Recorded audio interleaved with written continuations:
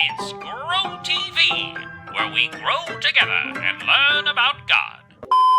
What's up, everybody, and welcome to Grow TV. I am Steve, and this right here is a piece of clay.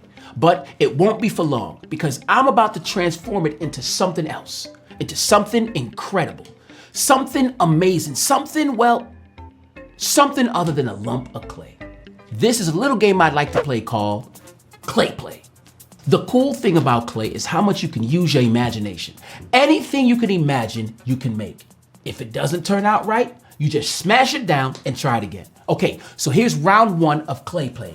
Here we go.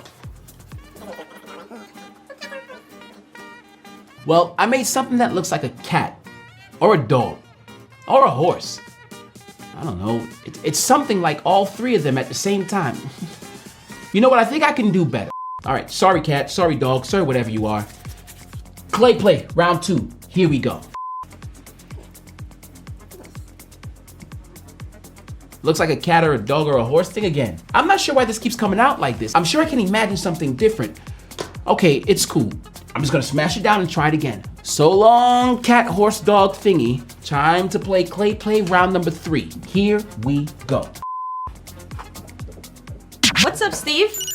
Oh, cool cat. Or is it a dog? Or is it a horse?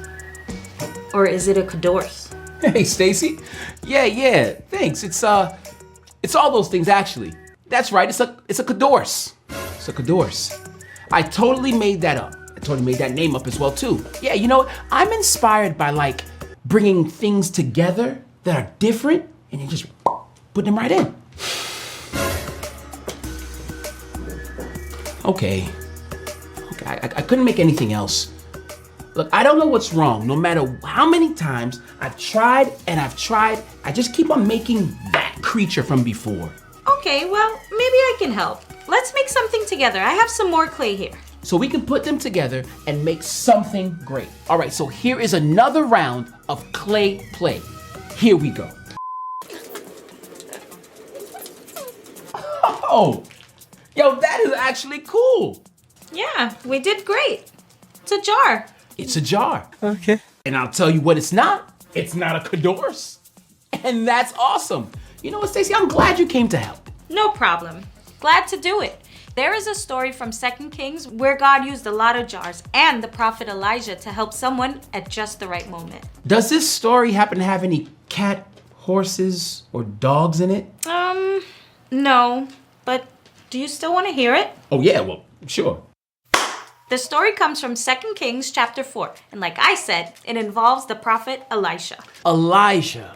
That was the guy who kind of took over for Elijah, right? That's right. Elijah was now with God in heaven, so Elisha took over the job of listening to God and sharing God's message with the people. That sounds like a pretty big job. I mean, if you were a prophet, people probably would be always coming to you with their questions and problems, right? One day, a woman came to Elisha with a pretty big problem. She told Elisha that her husband died, but their family owed people some money. Those people wanted their money back, or they would take her children away. She didn't know what to do. So much for easing into a job. Right off the bat, Elijah got to get hit with this cat, horse, dog situation. What? It's just a figure of speech for big problems. How I say it. Anyway, Elisha knew God wanted to help this woman, so Elisha asked what she had in her house. He was thinking of a way for her to make some money. And the woman only had a small jar of olive oil. Oh, that's where the jar comes in. It might have looked like our jar. Maybe. We can imagine it did at least. So Elijah said here in 2 Kings 4, 3-4, go around and ask all your neighbors for empty jars. Don't just ask for a few. Then go inside, shut the door behind you and your sons, and pour all the oil into the jars. And as each is filled, put it to one side. Hang on. She only had one jar of oil, but she was supposed to fill up a bunch of other jars with just one jar of her own? Yo, this Elijah guy ain't think this through. Actually, he did. The woman did exactly what Elijah told her to do. She took the little jar of oil and started pouring into it an empty jar until it filled up. Her sons kept bringing her more empty jars and she kept pouring oil into them. When she was done, all the jars were filled up. Yup. She took one little jar of oil and turned them into a bunch of jar of oils? That's like, that's a miracle. It was. The oil was enough for the woman to pay all the money she owed. In 2 Kings 4:7, it says, she went and told the man of God, and he said, go sell the oil and pay your debts. You and your sons can live on what is left. So hold on. Not only could she pay off all her debt, but she was able to live on what was left? Yo, that's incredible. It's probably better than she could have imagined. The woman was in a tough situation, and God made a way for Elisha to help her. Helping each other is a way to show we care for others. Sometimes we are the ones who need help. Sometimes we are the ones who can help someone else. And when those situations happen, we can remember Elisha and this woman's story and remember that God asks us to help each other. That woman's situation was a lot more serious than my cat-dog situation. But it's still really cool how you came along just at the right time to help. Like Elijah did for that woman in the story. You were willing to let me help you. The woman in the story went and asked Elisha for help. You know, sometimes the hardest thing to do when we're in a hard spot is to ask for help. Or accept that someone's offering it. I was tempted to do another round of clay play on my own, but you know what, Stace?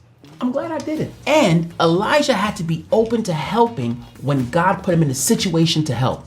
It makes me think about opportunities to help that I might have missed sometimes. You know, none of us might be perfect at it.